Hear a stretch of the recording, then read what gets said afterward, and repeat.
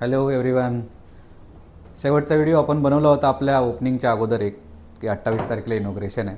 आज आपण सर्व काही ओपनिंगची फंक्शन्स वगैरे सर्व आटपून 2 दिवसानंतर एक व्हिडिओ बनवायला आलो आहे. तुम्हाला म्हणलं होतं की अजून मी सारे व्हिडिओ बनवेल, कारण मी या क्षेत्रामध्ये काम केलेलं आहे 12 वर्षे जवळजवळ. जी काही माझं नॉलेज आहे ते मी तुमच्यासोबत शेअर करतो आहे. आज नवीन वर्ष आहे. तुमच्या सर्वांना नवीन वर्षाच्या खूप खूप शुभेच्छा माझ्याकडून आणि माझ्या टीमकडून. परभणीमध्ये आज एक खूप भव्य दिव्य तुम्ही म्हणाल असं एक ऑफिस मी ओपन केले. तुम्ही बघू शकता, माझे व्हिडिओज किंवा फोटोज वगैरे टाकलेले आहेत मी. तुम्हाला एक वेगळ्या प्रकारचं फील येईल आणि खूप सारा चांगला रिस्पॉन्स भेटतो आहे. आज जवळजवळ या 2 दिवसामध्ये 100 ते 150 मुलं येऊन गेलेत. काही जणांनी सुरुवात पण केली, काही जणांचे आईवडील भेटून गेलेत, वेगवेगळ्या गावातून येत आहेत. चांगला रिस्पॉन्स येतो आहे. त्यांना समजवण्याचा प्रयत्न करतो आहे की आजच्या डेटमध्ये की सगळ्यात मोठं करिअर ऑप्शन काय आहे, कशामध्ये तुम्ही करिअर करू शकता. काही मुलांना माहिती आहे तर काही मुलांना माहिती नाही आहे, ते सांगण्याचा प्रयत्न करतो आहे. बँकिंग क्षेत्र जे आहे ते करिअरसाठी का निवडावं ह्याचं काही कारणं आहेत, ते समजवण्याचा प्रयत्न करतो आहे. ह्याच्यामध्ये किती मोठी संधी आहे, कुठपर्यंत तुम्ही करिअरमध्ये जाऊ शकता, ते सर्व आहे. आणि काय सॅलरी रेंज आहे, काय आहे. जसं तुम्ही गव्हर्नमेंटची तयारी करता त्यावेळेस सर्व काही तुम्ही माहिती करून घेता. त्याच पद्धतीनं मी एक तुम्हाला प्रायव्हेट बँकमध्ये नोकरी करायची असेल तर काय काय जरुरी आहे आणि त्याच्यामध्ये करिअर खरंच होतं का, एक सक्सेसफुल माणूस बनतो का, एक आपल्या सामाजिक जीवनामध्ये त्याची रिस्पेक्ट आहे का त्या जॉबची. तर यस, खरोखरच आहे. जे विद्यार्थी लागले होते बँकिंग जॉबला, करत आहेत आत्ता, त्यांना विचारू शकता. मीही त्यापैकीच एकच आहे. मी जेव्हा लागलो त्यावेळेस असंच वाटायचं की काय करिअर आहे, पण आज जेव्हा मी तुमच्यासमोर उभा आहे तो खूप काही अचिव्हमेंट करून उभा आहे. तुम्ही माझी प्रोफाईल जाऊन बघू शकता सगळीकडे, मी काय केलेलं आहे आणि काय होतो सर्वांना तुम्हाला दिसेल. आणि हे सर्व तुम्हीही करू शकता. फक्त जे तुम्ही कुठल्याही गोष्टीसाठी एक मेहनत करायला लागते, ती मेहनत ऑब्व्हियसली सुरुवातीला तुम्हाला पण करायला लागेल. आणि ती कशी करायची, डायरेक्शन काय असेल त्याची, कुठून सुरुवात करायची, काय करायची, त्यासाठी मी आणि माझी टीम परभणीमध्ये एक आपली ब्रांच चालू केलेली आहे. ऑब्व्हियसली प्रत्येक वेळेस मीच भेटेल तुम्हाला, थोडं मुश्किल आहे, पण येस माझी टीम आहे. मी फोनवर अवेलेबल असेलच. ते तुम्हाला काही डाऊट्स असतील तर कनेक्ट करतीलच माझ्यासोबत. आणि मी असेल तेव्हा नक्की सगळ्यांना भेटेल. जास्तीत जास्त प्रयत्न करेल भेटण्याचा, कारण मला पण मेट्रो सिटीज गेलो तरच त्या जागा समजतील की तुम्हाला कुठे आणि काय ओपनिंग आहेत. सो मी ट्रॅव्हलिंगमध्ये असू शकेल, काही असेल, पण मी नक्की सगळ्यांना भेटण्याचा प्रयत्न करेल, बोलण्याचा प्रयत्न करेल आणि माझं नॉलेज पण शेअर करण्याचा प्रयत्न करेल. आणि आजच्या डेटमध्ये करिअर ऑप्शन्स बँकिंग का आहे त्याचं कारण मी तुम्हाला जर सांगायचं झालं, जर त्या टॉपिकवर यायचं झालं आज, तर सगळ्यात अगोदर मी तेच ऑप्शन सांगतो की करिअर ऑप्शन म्हणून का निवडावं बँकिंग क्षेत्राला. आता तुम्ही म्हणाल फक्त बँकिंग क्षेत्रामध्ये जायचं, ते एक मुलांची मेंटॅलिटी आहे आता सध्या की त्याच्यासाठी BCom लागतो. आम्ही फायनान्स केलेलं नाही आहे सर, आम्ही BSc केले, आम्ही BA केले, आम्ही काहीतरी केले. पण आजच्या डेटमध्ये बँकिंग तुम्हाला BCom केलं की नाही केलं हे विचारतच नाही आहे. सरळ बँकिंग फक्त विचारते की तुम्ही कुठल्या स्ट्रीमने ग्रॅज्युएट आहात का. फक्त ग्रॅज्युएट असणं जरुरी आहे. पण ते ग्रॅज्युएट असून आजच्या डेटमध्ये कधी ग्रॅज्युएट झालात आणि कधी जॉबसाठी येत आहे हे पण खूप महत्त्वाचं आहे. कारण सर्व आज माझ्याकडे जवळजवळ 150 मुलं येऊन गेलेत. त्याच्यातले कितीतरी मुलं आहेत त्यांचं वय 32 आहे, 33 आहे आणि काय करत होते तर कुठेतरी अनऑर्गनाइज सेक्टरमध्ये काम करत होते किंवा एक्झामची तयारी करत होते, पण त्यांचं बॅड लक, ते सिलेक्ट झाले नाही आणि आज त्यांचं वय निघून गेलं आहे. घरच्यांचा सपोर्ट राहिला नाही फायनान्शियल. इतके दिवस घरून सपोर्ट यायचा की बाबा जा, राहा, तयारी कर, काहीतरी कर. पण एक सर्टन टाईमनंतर सगळ्यांची फायनान्शियल घरच्यांची कंडिशन अशी नसते की दरवर्षी वर्षानुवर्षे 4-4 वर्षे 5-5 वर्षे तुम्हाला ते सपोर्ट भेटेल. आणि सर्टन टाईमनंतर एक टाईम येतो की घरचे पण बोलतात आता काहीतरी कर, तयारी किती दिवस करणार. जे मुलं तयारी करून लागत आहेत त्यांचं तुम्ही बघा 1 वर्ष 2 वर्षामध्ये लागून जात आहेत. त्या मुलाला आपला कॉल घेणं खूप जरुरी आहे की तुम्ही किती दिवस तयारी करणार आहात. कारण तुमच्या एका डिसिजनमुळे तुमची लाईफ, तुमच्या फॅमिली या दोन्हीचं पण करिअर आणि त्यांची पूर्ण फ्युचर डिपेंड आहे. तुम्ही सही डायरेक्शनमध्ये टाईमवर कॉल घेतला तरच त्या गोष्टी आहेत. तुम्ही लागलात सही त्या टाईममध्ये तुमच्या ग्रॅज्युएशन नंतरच्या किंवा पोस्ट ग्रॅज्युएशन नंतरच्या तुम्ही जे तयारी करताय त्याच्यामध्ये, पण नाही जर लागलात तर त्याचे इफेक्ट्स काय आहेत त्या मुलांना जाऊन नक्की भेटा ज्यांचं वय 30च्या वरी आहे. तुम्हाला त्यांचा स्वतःचा एक्सपिरियन्स सांगतील काय आहे त्यांची आताची सध्याची कंडिशन. त्यामुळे तुम्हाला स्वतःला कळलं पाहिजे की कुठल्या टाईमला कुठला डिसिजन घ्यायचा आहे, किती दिवस कुठल्या गोष्टीला द्यायचे आहेत आणि लाईफमध्ये पुढे कसं जायचं आहे. तुम्हाला हे सांगायला तुमचे वडील किंवा मी किंवा दुसरं कोणीही नाही सांगू शकत तुमची कॅपेबिलिटी काय आहे. ते तुमची सर्व स्वतःना डिसाईड करायला लागेल की तुम्ही किती कॅपेबल आहात कुठल्या गोष्टीसाठी. सर्व गोष्टीसाठी सर्वजण कॅपेबल असतात असं नाही. तुमच्यासाठी काहीतरी दुसरं आहे ऑप्शन. फक्त एकच गोष्ट करायची म्हणून सगळं करायला म्हणून आपण एका प्रवाहासोबत निघून नाही जायचं आहे. आपण कशामध्ये हुशार आहोत. कुणाचं कम्युनिकेशन चांगलं असू शकतं, कुणाचं बोलण्याची पद्धत जी कम्युनिकेशनमध्ये पाहिजे असते ते चांगलं असू शकतं, कुणाची रायटिंग स्किल चांगली असते ते, कुणाचं एक्सेल चांगलं असू शकतं, कुणाचं IT सेक्टरमध्ये, कुणाची डिझाईन सेक्टरमध्ये, सर्व प्रकारचे सेक्टर आहेत. तुम्ही कशामध्ये कॅपेबल आहे ते तुम्हाला ठरवावं लागेल अगोदर. फक्त एक प्रवाह काहीतरी करते म्हणून आपण ते करत नाही राहायचं. कारण काही प्रवाहामध्ये लोक डुबून जातात पण काहीच होत नाही, नंतरला वय निघून जातं, कोणी घेत नाही. कारण आजच्या डेटमध्ये जे वेळेला महत्त्व आहे ते कशातच नाही जगामध्ये. एकदा तुमची वेळ निघून गेली तुम्हाला कोणीही विचारत नाही. तुमच्याच आजूबाजूचे 4 मित्र आज तुमच्यासोबत आहेत, उद्या तुम्हाला तेच येऊन टॉन्ट मारायला चालू करतात की ह्याने काय केलं 10 वर्ष क्लास करून, 5 वर्ष क्लास करून काय केलं, कुठे लागला, आज शेतातच करायला माझ्यासोबत. हे तुमचे एक्झाम्पल घरी द्यायला लागतं. त्यामुळे तुम्हाला कसलं एक्झाम्पल बनायचं हे तुम्हाला डिसाईड करायचं आहे. आणि येस, त्याच्यासाठीच मी आलो आहे. का आलो आहे मी, तर मी तुम्हाला हे नाही बोलत आहे की मी तुम्हाला पहिल्याच दिवशी काहीतरी बनवून ठेवेल आणि हे. ऑब्व्हियसली त्याच्यासाठी तुम्हाला पण मेहनत घ्यावी लागेल आणि राईट टाईमला तुम्हाला माझ्याजवळ यायला लागेल. एकदा वय निघून गेलं मी पण नाही घेऊ शकणार किंवा मीही काही करू नाही शकणार. तुम्हाला डिसाईड करायचं की तुमचं करिअर कधी आणि केव्हा स्टार्ट करायचं आहे. 30-35 वर्षानंतर तुमचं करिअर स्टार्ट करायला तर तुमची अर्धी लाईफ गेलेली आहे. असं नाही आहे की आता माणूस 100 वर्ष जगतो आहे. आता लाईफ किती आहे गुगल करा, ॲव्हरेज आउट इंडियन पीपलची लाईफ किती आहे तुम्हाला कळून जाईल. तर तुम्ही जर 30-35 वर्षे आपले एक वय कुठल्या तरी गोष्टीसाठी देत आहे आणि काहीच अचीव नाही करत आहात. खूप बोटावर मोजणे इतके मुलं आहेत ज्या 30 वर्षानंतर कुठेतरी चांगल्या ठिकाणी गेलेत. नाहीतर जो मुलगा आपलं वय 24व्या-25व्या वर्षी आपलं करिअर स्टार्ट केलं आहे तोच मुलगा आज कुठेतरी पोहोचला आहे. बोटावर मोजणे इतके मुलं आहेत जे 30 वर्षानंतर करिअरची सुरुवात करत आहेत आणि आज चांगल्या ठिकाणी लागलेले आहेत. तुम्हाला करिअर लवकर सुरू करणं खूप गरजेचं आहे.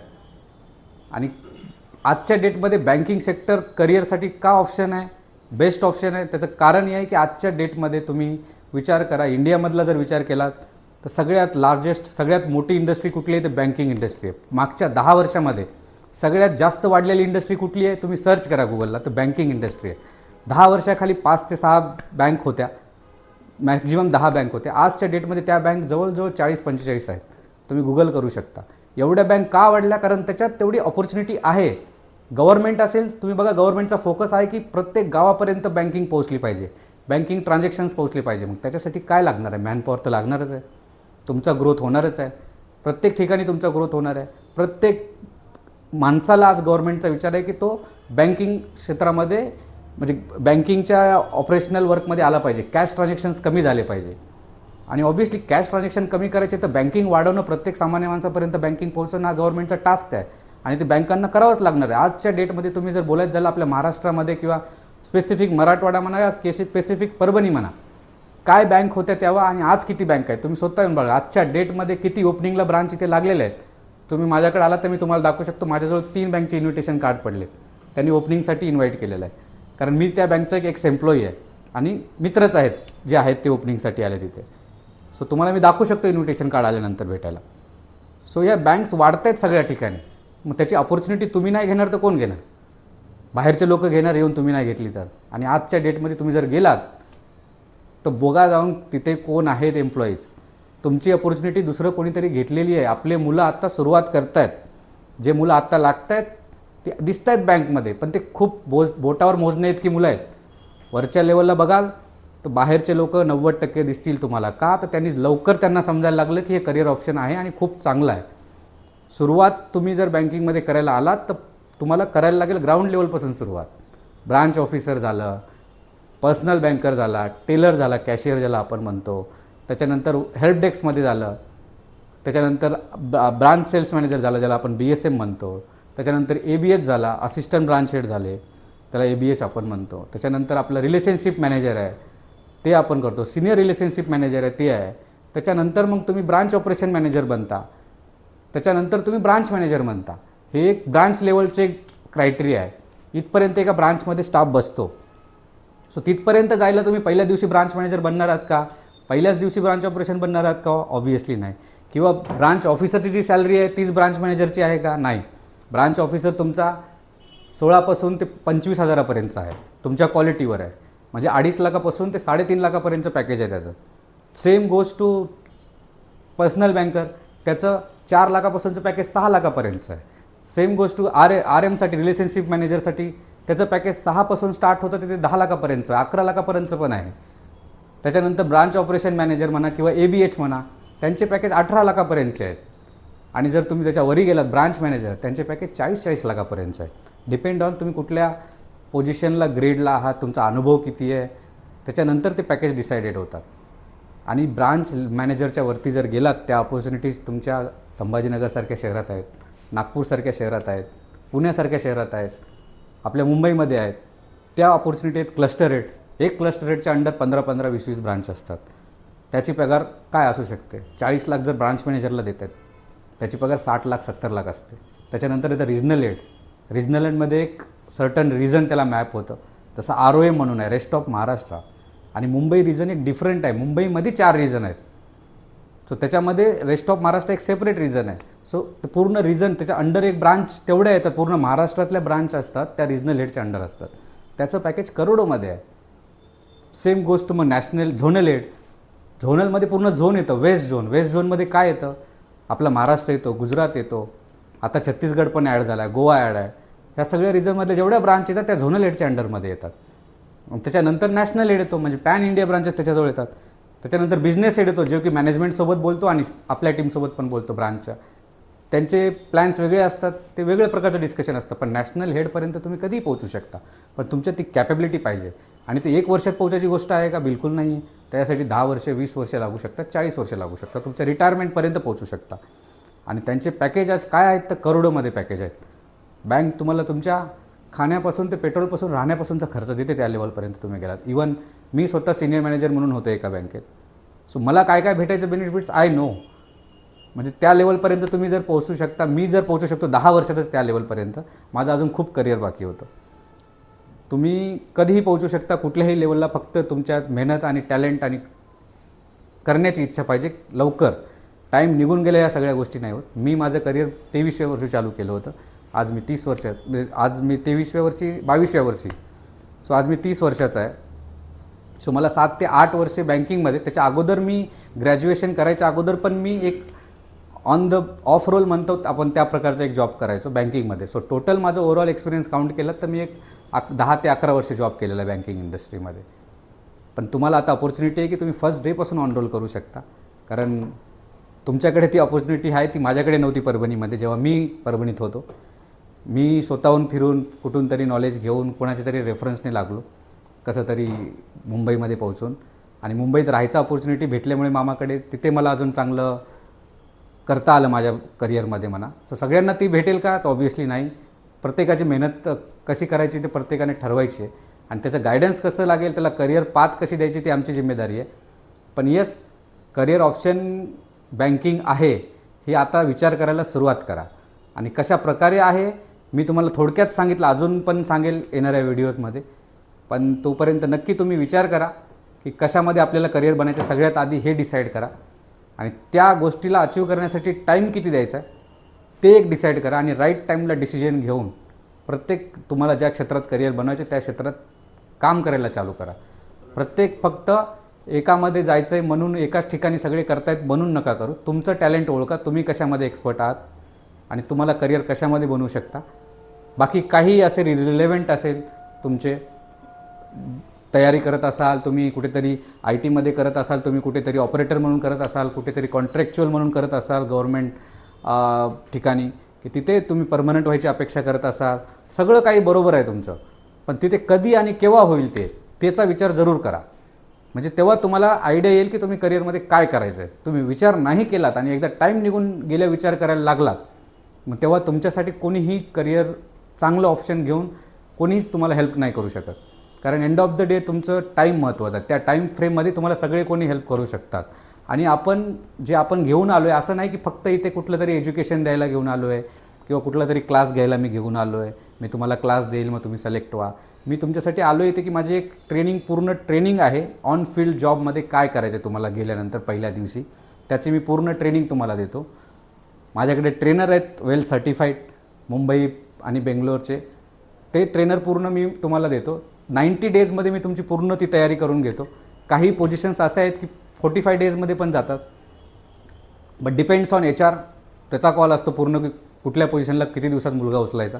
डिफरंट HR तुमच्याकडे येतात मार्गदर्शन करायला. आपल्याकडे गेस्ट येतात जे ऑलरेडी नॅशनल हेड आहेत, रिजनल हेड आहेत, झोनल हेड आहेत.